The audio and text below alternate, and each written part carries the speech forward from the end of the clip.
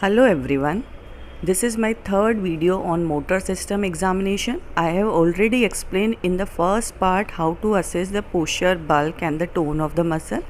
Now in this video, I am going to tell you how to assess the muscle power of the upper limb muscle. In second part, I have already explained how to assess the muscle power of the neck muscle and how to grade the muscle power.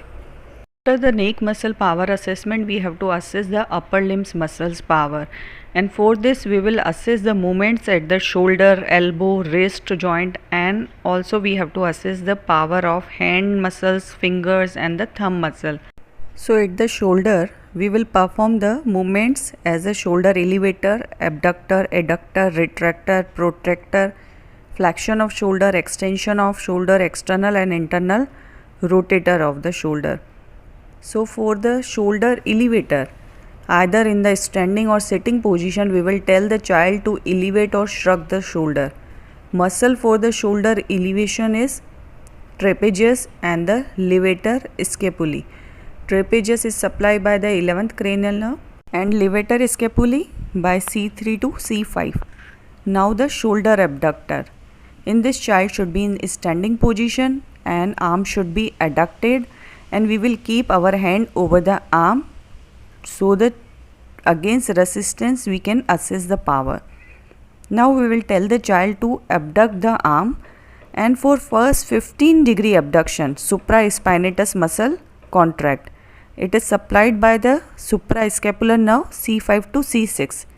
Up to 90-degree abduction, deltoid muscle work, and it is supplied by the axillary nerve C5 C6.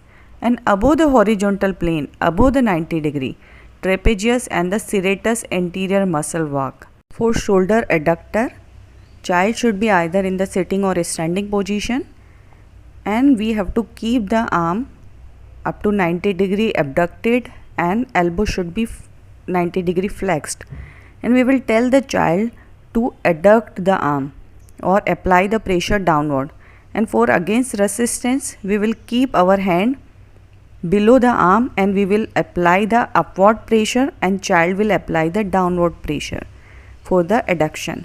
And the muscle for the shoulder adduction are pectoralis major, supplied by the C5T1 lateral and medial anterior thoracic nerve, pectoral nerve. Teres major, supplied by the subscapular nerve, lower subscapular nerve C5 to C7, and latissimus dorsi by C6 to C8. Now for the shoulder retraction, child should be in a standing position and we will tell the child to keep hand on hip. Then we will tell the child to retract the shoulder, means push backward, and for against resistance we will keep our hand on elbow to push it forward. Then we will also check the muscle contraction, and this retraction of the scapula action by the rhomboid muscle supplied by the dorsal scapular nerve C4 to C5. Now the shoulder protractor. In this, child should be in the standing position and we will tell the child to push against the wall with arm extended horizontally. Normally when child will push the wall, medial border of scapula remain close to the thoracic wall. This action is by the serratus anterior muscle supplied by the long thoracic nerve C5 C7. Also pectoralis minor muscle act during this action. For the flexion of the shoulder, child should be in the standing position and we will tell the child to raise the arm forward, and for against resistance we will keep our hand over the forearm and we will give the downward pressure.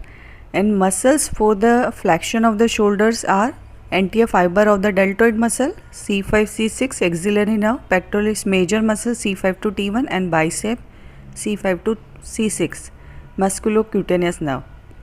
Now for the extension of the shoulder, child should be in a standing position and we will tell the child elevate the arm backward. So child will extend the arm backward, against the resistance also we will assess.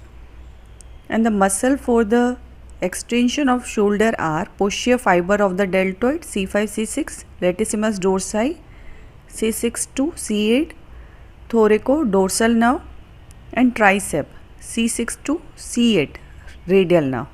Now for the external rotation of shoulder, child should be in sitting position and elbow should be flexed up to 90 degree and arm should be close to the body. And examiner should keep the hand on forearm for against resistance. Then we have to tell the child to rotate the arm externally or turn the forearm laterally.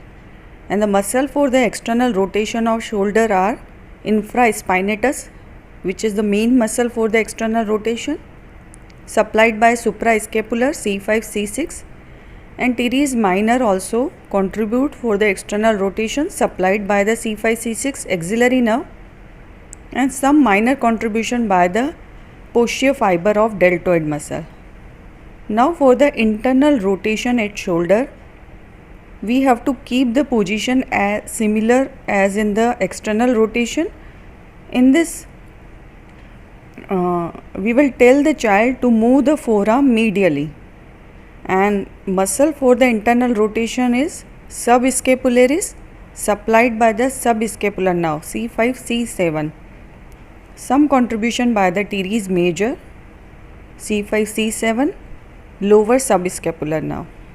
So this is the way to assess the muscle power for shoulder movement. In next video, rest of the upper limb muscle power assessment I will explain. Thank you so much.